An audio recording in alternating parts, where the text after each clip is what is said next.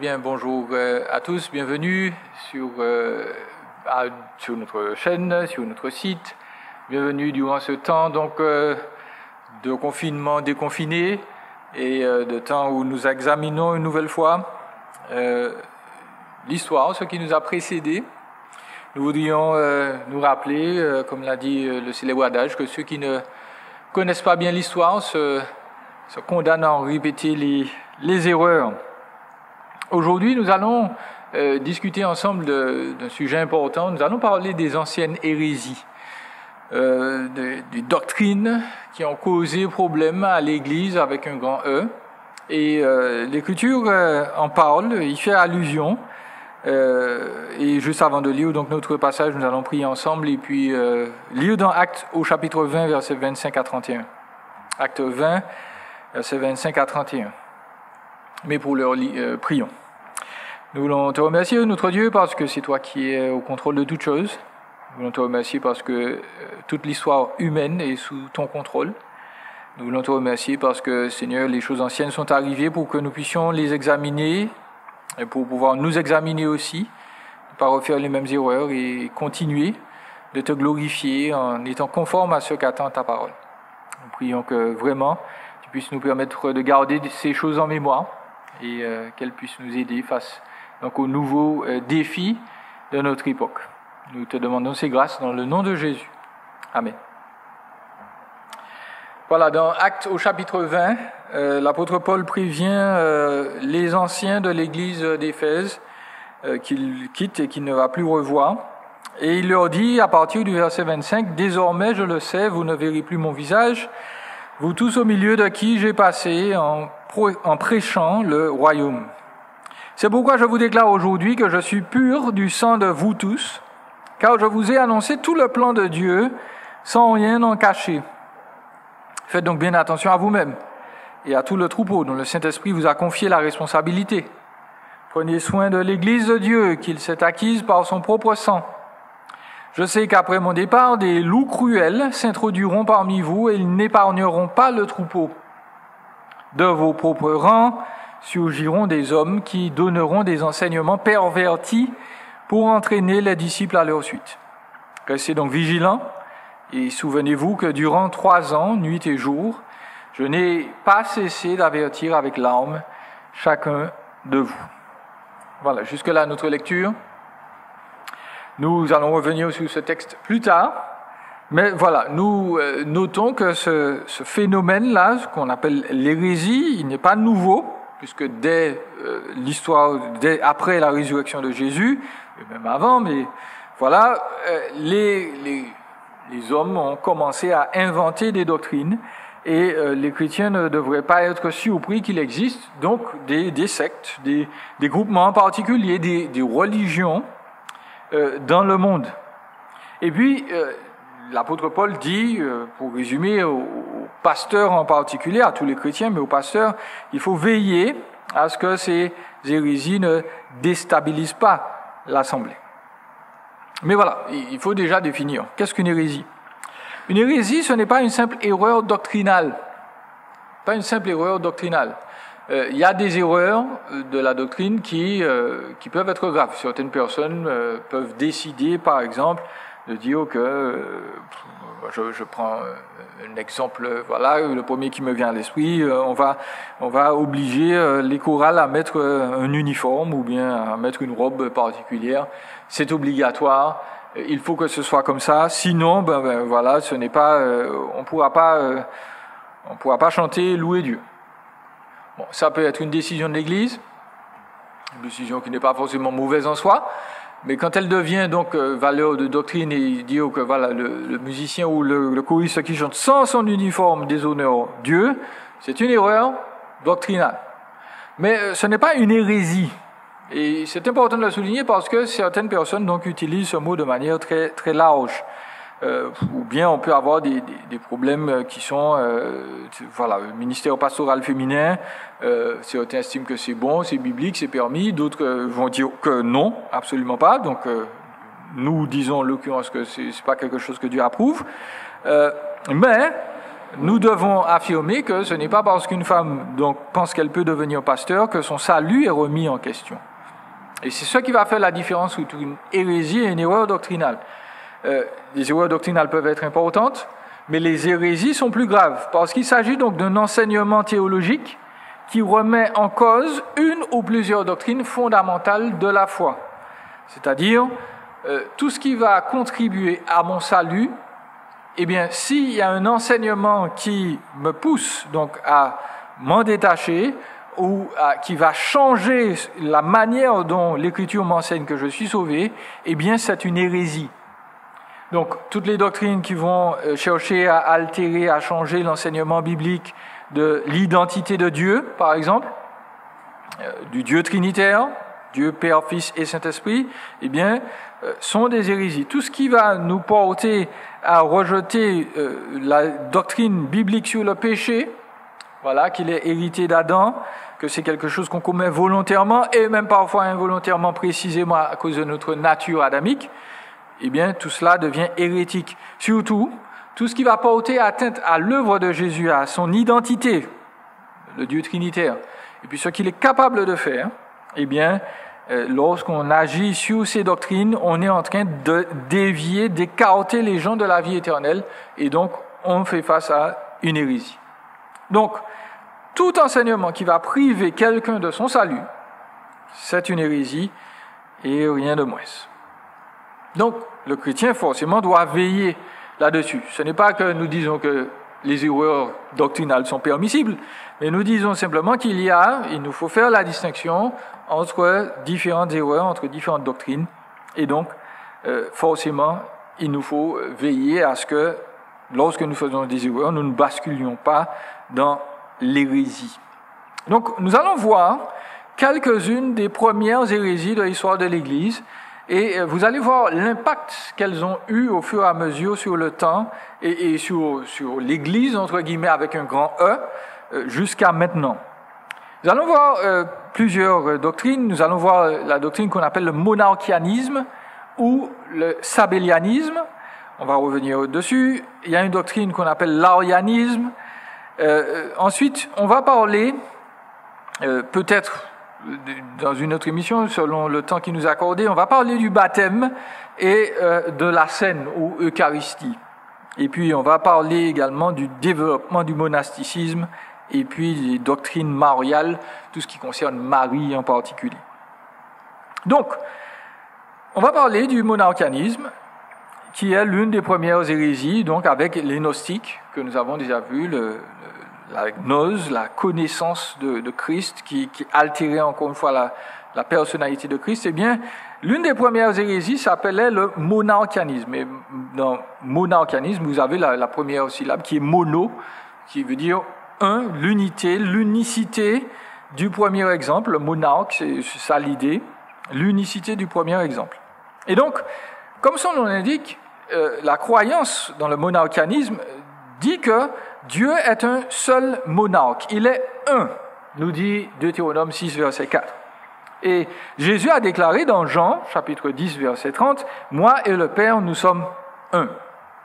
Donc, ceux qui adhéraient à cette hérésie croyaient que Dieu, le Dieu de l'Ancien Testament, c'est le même que celui du Nouveau Testament et des temps où il vivait.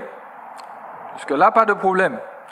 Mais voilà, il y a un homme qui s'appelait Noétus, qui vers 200 ans après Jésus-Christ, donc 200 ans, c'est environ 100 ans après la mort de Jean, il enseignait que Christ était le Père même, et que le Père lui-même, il est né, il a souffert et il est mort. Et on a appelé cette doctrine donc le patripassianisme, c'est-à-dire que le Père a souffert, il a souffert la passion. Donc, Noétus, cet homme-là, a enseigné que Jésus, c'est le Père, Jésus, c'est le Saint-Esprit aussi, bien entendu, et donc, il n'y a pas de différence réelle entre le Père, le Fils et le Saint-Esprit. Et puis, lié donc au monarchianisme, il y a une variante de cette doctrine qui a été prêchée par un certain Sabellius, donc, qui a donné le sabellianisme au IIIe siècle après Jésus-Christ, toujours dans la même période. Il enseignait que Dieu est un, et qu'il se manifeste en trois personnes ou 3 modes selon les époques. Donc, dans l'Ancien Testament, nous avions Yahweh, Dieu le Père. Dans le Nouveau Testament, nous avions Jésus. Et puis après que Jésus soit remonté au ciel, eh bien, nous avons le Saint-Esprit. Et donc, cette doctrine est appelée, ou était appelée le monarchianisme modal ou le sabellianisme. Donc, peut-être que vous vous dites, ça n'a pas l'air très nouveau, ou très ancien, mais si, cette doctrine date d'il y a très longtemps, et il nous faut faire une petite pause pour remarquer que le problème fondamental de cette hérésie, donc, c'est qu'elle ne peut pas expliquer donc les données que nous donne l'Écriture. Lorsque Jésus se fait baptiser, le Père parle, le Saint-Esprit descend sur lui sous forme de colombe. Lorsqu'il est sous le mont de transfiguration, là encore, le Père se manifeste. Il faut en parler. Et puis, surtout, dans Jean chapitre 17, Jésus est en train de prier. Et il faudrait concevoir, selon les adhérents de cette hérésie, que précisément Jésus est en train de se parler à lui-même en se donnant le nom de Père. Il est évident que cela n'est absolument pas logique et contredit ce que l'Écriture enseigne. Donc nous voyons une attaque donc sur la personne ou sur l'identité de la Trinité, l'identité de Dieu, le monarchianisme ou le sabellianisme. Passons à l'hérésie suivante, ce qu'on appelle l'arianisme. Un peu plus tard, donc là nous sommes en 318 environ, une autre hérésie importante a surgi. Il y a un homme qui était un enseignant dans l'Église, l'équivalent d'un pasteur, qui s'appelait Arius. Et Arius s'est mis à enseigner que le Logos, c'est-à-dire Jésus-Christ, était en fait une créature qui avait été appelée à l'existence hors du néant par Dieu. Donc Jésus n'est pas le Fils de Dieu, n'est pas Dieu de toute éternité, il est une créature. Et en tant que créature, le Logos pouvait changer et il avait les mêmes capacités en bien et en mal que les autres êtres humains. Autrement dit, Jésus-Christ est une créature spirituelle qui est venue là s'incarner sur terre, mais qui était simplement un homme comme vous et moi. Il n'avait pas de nature divine particulière.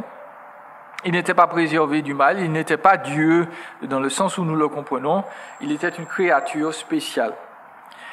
Surtout, donc, Arius a enseigné qu'il y a eu un temps où le Logos n'existait pas encore. Donc, Jésus-Christ, à un moment, n'existait pas, et puis Dieu lui a donné naissance, l'a fait venir à l'existence. Arius, forcément, pour ses visées ou sa doctrine, a été révoquée de ses fonctions en 320, donc après qu'il ait commencé à enseigner. Mais vu qu'il était un très bon enseignant, il n'était pas sans soutien, et il a continué à répandre ses vues dans l'Empire romain. Et le débat ou les divisions ont été tellement intenses que l'empereur de l'époque, le fameux Constantin, donc, a proposé que tous les responsables d'Église, tous les anciens, tous les pasteurs, se réunissent dans la ville de Nicée, qui se trouve en Turquie, pour discuter de cette difficulté. Donc c'est le premier concile de l'Église. Pour nous, ça a l'air très naturel, mais il faut savoir que l'Église, jusqu'à cette période, était toujours persécutée, ou il y a peu. Et c'est l'empereur donc qui avait, grâce à sa conversion miraculeuse, décidé d'arrêter de persécuter les chrétiens.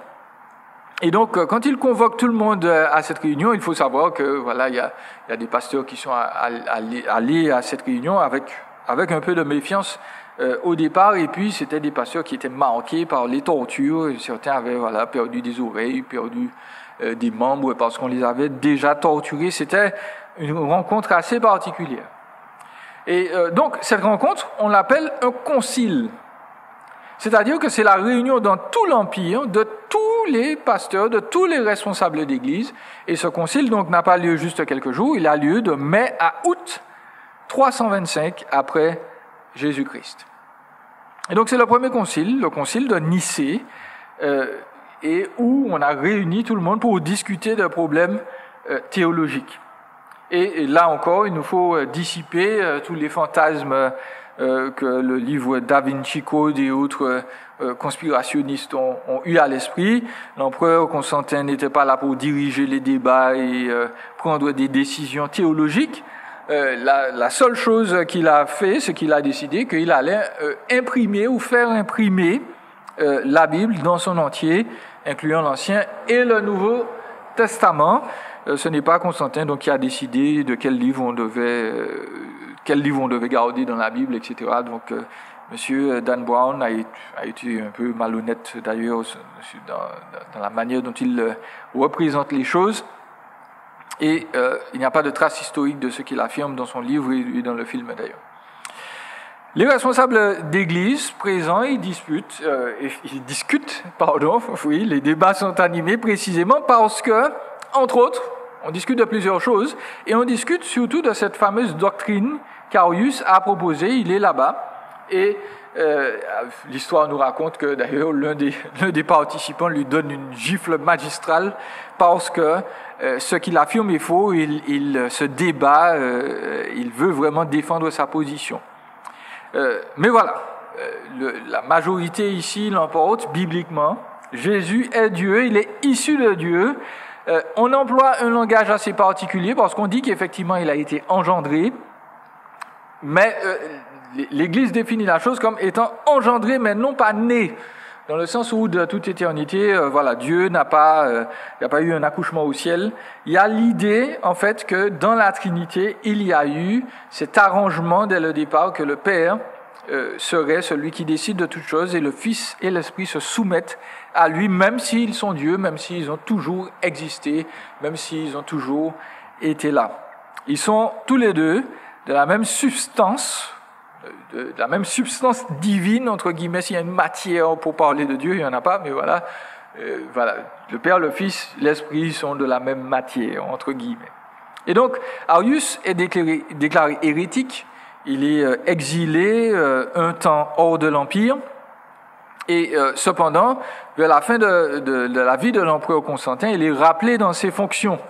Parce que, encore une fois, même si on l'a déclaré hérétique, il n'a pas changé d'avis et son enseignement continue de se propager dans tout l'Empire, même dans l'équivalent de la France de l'époque. Eh bien, il y a des gens des personnes qui se disent chrétiennes, mais qui adhèrent à la doctrine d'Arius, qui est que le Fils a été créé et que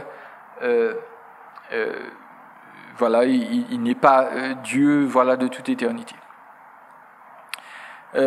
Arius serait décédé, nous ne sommes pas sûrs exactement, c'est l'un de ses ennemis qui écrit qu'il est décédé d'une manière assez atroce puisqu'il se rendait à un culte et il a eu une vive douleur à l'estomac et la douleur a été tellement intense qu'il aurait perdu ses intestins sur le lieu même et il serait donc décédé de cette maladie. Là encore, ça ressemble à ce qui s'est passé pour Hérode dans le Nouveau Testament. Donc on ne sait pas exactement ce qui s'est produit, mais ne voilà-t-il pas que c'est quelqu'un qui provoque une grande scission dans l'Empire avec un enseignement donc hérétique. Donc, il faut noter, pour poursuivre notre voyage, que les hérésies ne naissent pas toutes brutalement. Certains enseignements et certaines pratiques, qui semblent peu problématiques au début, vont donner naissance à des hérésies avec le temps. Et justement, nous allons aborder 2 domaines, ou au moins un aujourd'hui, concernant notamment le baptême. Comment, à partir d'un enseignement qui est biblique, eh bien, on a des déformations qui nous amènent au fur et à mesure à l'hérésie. Nous rappelons que donc, le baptême et la scène sont 2 ordres que le Seigneur a donnés à l'Église. On les appelle donc des ordonnances. Ils font partie du culte, la célébration que nous devons à Dieu. Et donc les chrétiens, souvent, à l'époque, célébraient donc la scène tous les jours et les baptêmes très fréquemment, mais au fur et à mesure, comme il y a il y a des préparations effectuées, les choses donc vont se meubler, vont s'articuler de manière différente. Donc, pour vous donner une petite idée, concernant le jour du culte, voici ce qui se passe au 1er siècle. Donc déjà, même s'il y a certains qui veulent le nier aujourd'hui, là encore, ils n'ont pas de base historique, l'Église du 1er siècle se réunit déjà le dimanche. Vous en avez des preuves dans Actes 20, verset 7, dans 1 Corinthiens 16, verset 2, dans Apocalypse 1, verset 10. L'Église ne se réunit plus le samedi. Elle a marqué une différence avec le judaïsme. Elle a estimé que Dieu lui-même lance un signal particulier lorsque Jésus ressuscite, non pas un jour de sabbat, mais le dimanche. Donc les chrétiens appelaient ce jour soit le jour du Seigneur, ou le dies solis, le jour du soleil. Ou même parfois, ils l'appelaient le 8e jour. Pourquoi? Parce que Dieu a inauguré un nouveau monde lorsque Jésus est ressuscité. Il y a quelque chose de spécial ce jour-là, et qui s'est produit ce jour-là. Et voici donc un écrit concernant le culte du 1er siècle, écrit de Justin de Naplouse, qu'on a appelé aussi Justin Martyr, parce qu'il a été l'un des premiers apologètes, l'un des premiers défenseurs de la foi par écrit. Et voici ce que Justin donc nous écrit.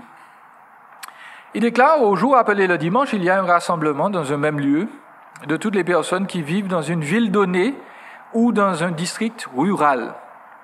Les mémoires des apôtres ou les écrits des prophètes sont lus autant que le temps le permette.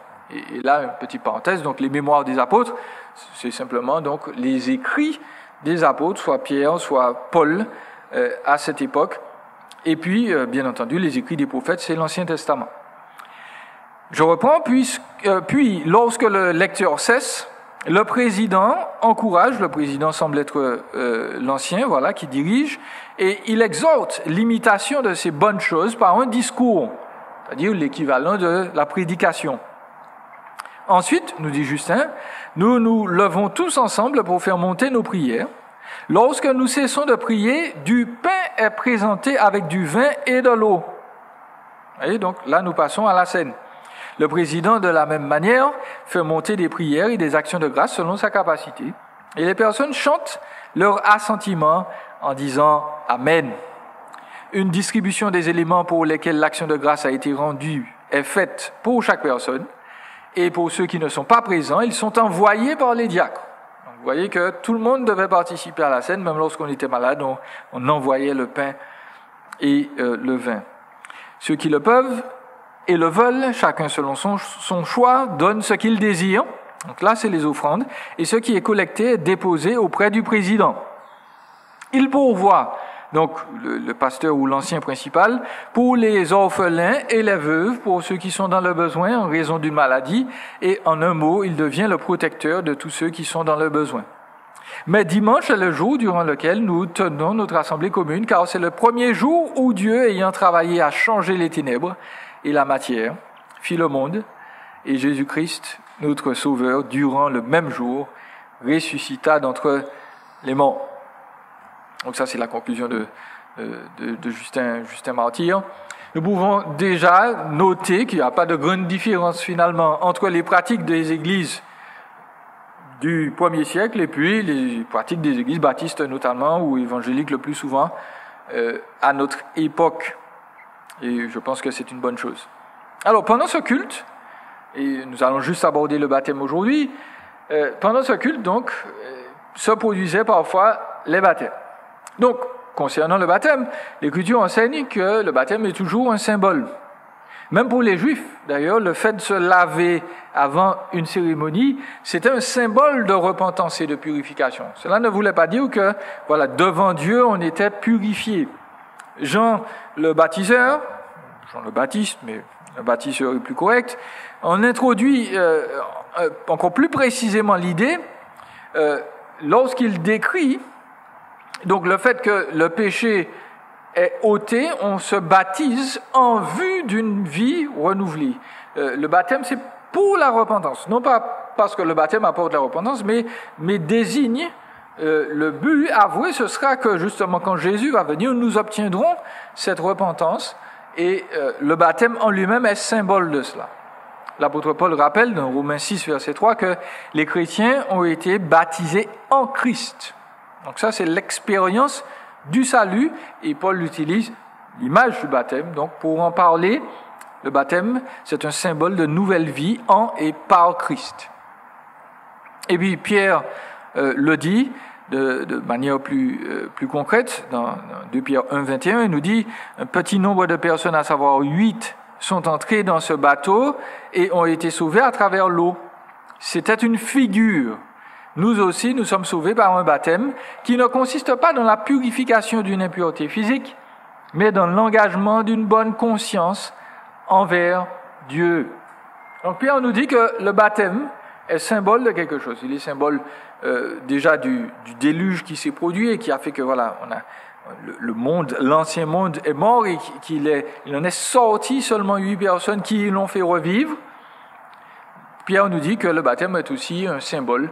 Nous sommes plongés dans l'eau, nous sortons de l'eau, nous sommes ressuscités, c'est une action symbolique. Donc le baptême en lui-même n'est pas efficace pour pardonner les fautes, mais nous ne pouvons pas dire non plus que le baptême soit facultatif et qu'il ne serve à rien. Jésus a ordonné aux apôtres de baptiser ceux qui croiraient. Donc c'est un ordre du Seigneur. On ne peut pas envisager donc que cet ordre soit inutile. Le baptême donc a revêtu au fur et à mesure une importance non négligeable pour les chrétiens du 1er siècle. Les premiers documents font état du besoin pour baptiser de beaucoup d'eau.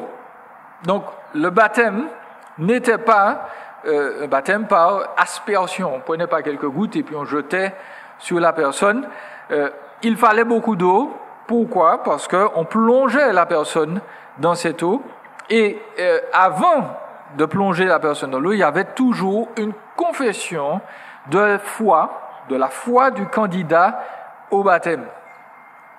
Il ou elle affirmait croire en Jésus et très tôt, donc, il affirmait croire dans la Sainte Trinité aussi.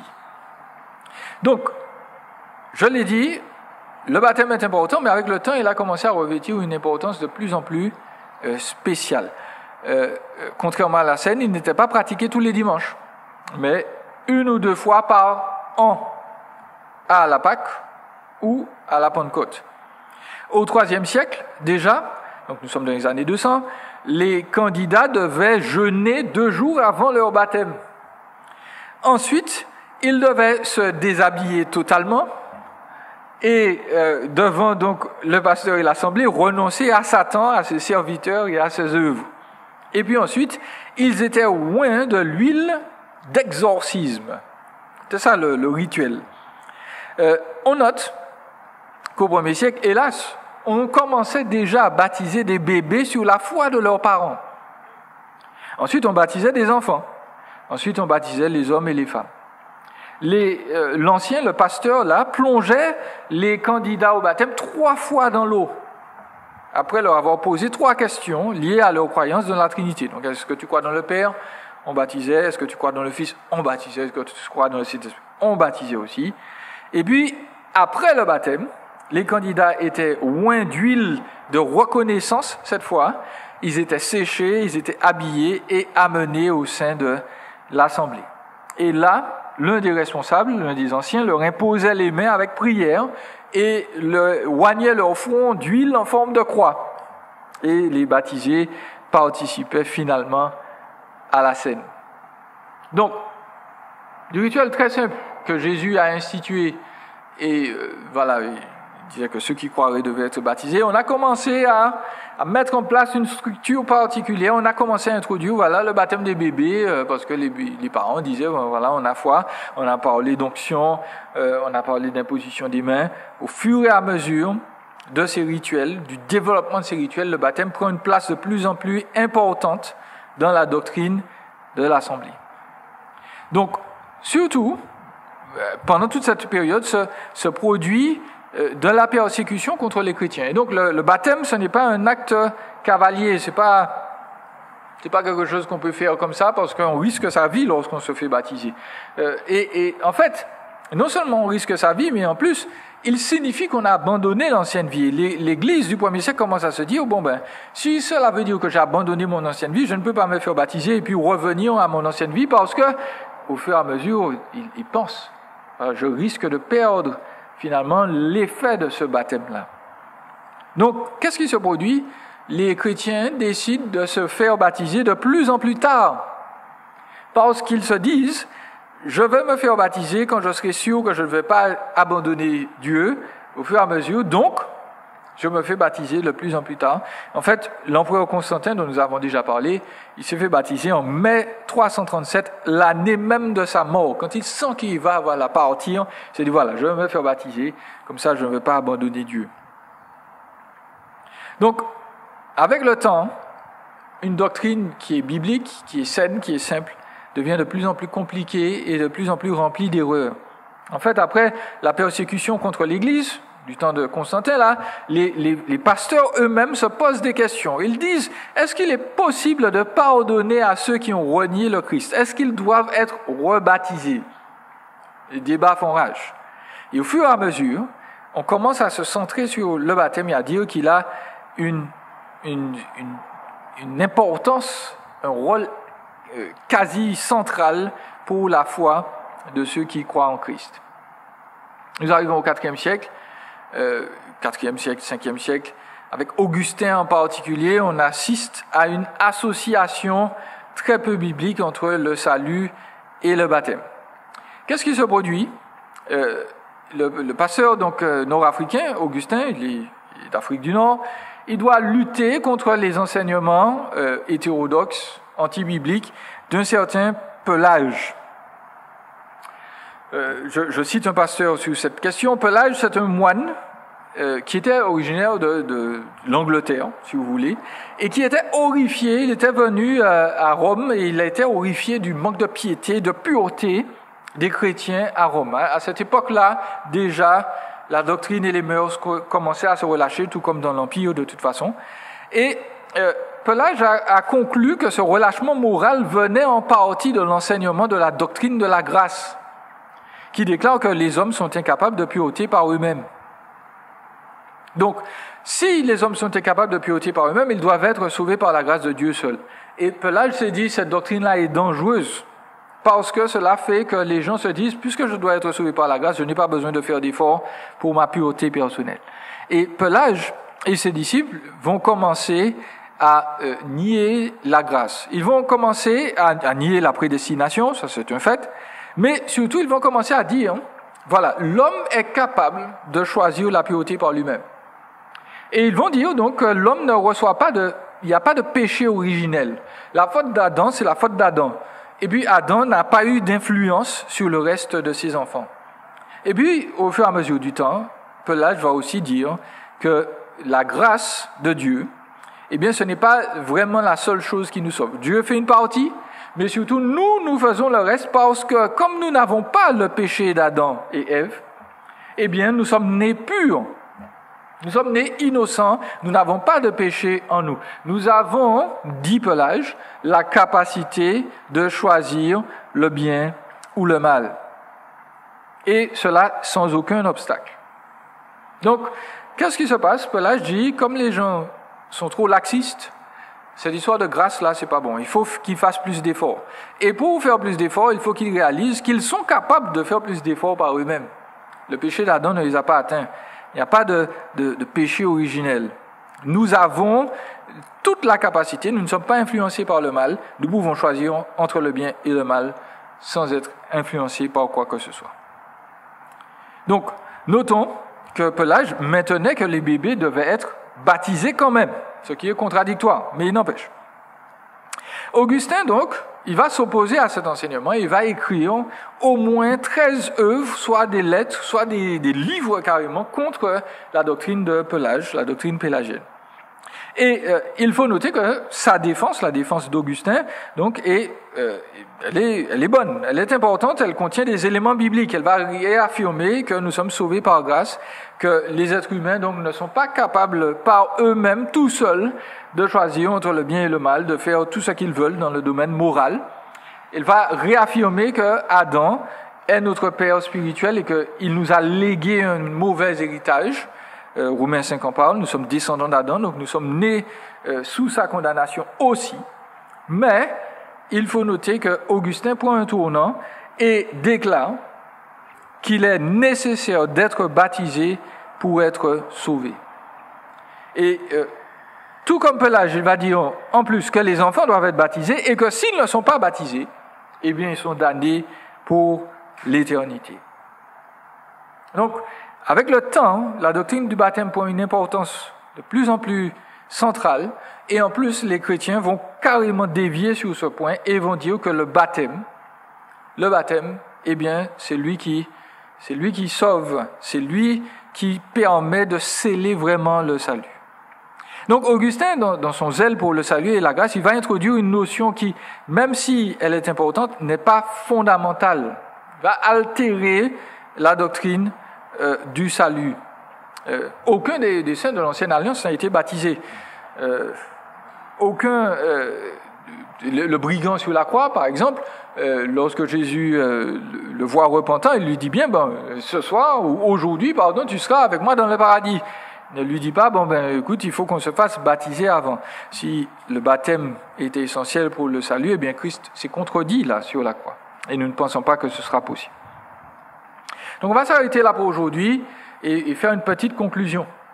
Il nous faut noter, avec Arius par exemple, vous l'avez vu, la mort d'Arius est décrite par quelqu'un qui ne l'aime pas. Et donc il dit que Arius, il a souffert de cette manière. Nous ne savons pas exactement comment il est mort, mais il a souffert de cette manière parce qu'il était puni par Dieu, maudit parce qu'il avait commis ce péché justement de l'hérésie.